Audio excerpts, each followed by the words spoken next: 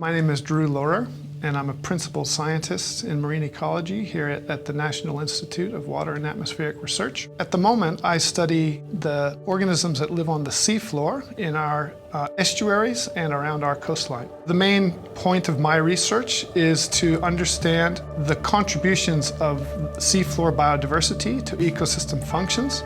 And this is really important because we're in this unprecedented time of species loss. There's a lot of problems in the marine environment. We've got sediments and contaminants that are running off the land into the sea. And there's also a variety of marine activities such as fishing or channel dredging or things like that that are impacting our communities. I've worked on developing practical tools for organizations like Waikato Regional Council or other government agencies to use to track the health of their estuaries. But I've also worked at broader scale, so I've worked at looking at the role of burrowing organisms and how they affect important ecosystem functions such as productivity or the release of nutrients from the seafloor.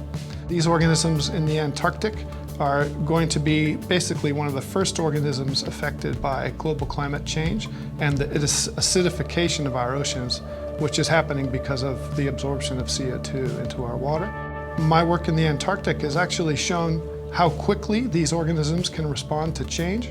Effectively, we thought that these organisms responded very slowly, that they were very stable and ancient, slow-growing, but in fact we've seen remarkably rapid change, and that's a bit concerning. I'd also like to think that my research has been important in showing how some of the little things that people don't really know about, the stuff that's a bit out of sight and out of mind, these little creatures that live in seafloor sediments, how they can actually have really important contributions to the wider ecosystem and the things that New Zealanders really value about our ecosystems.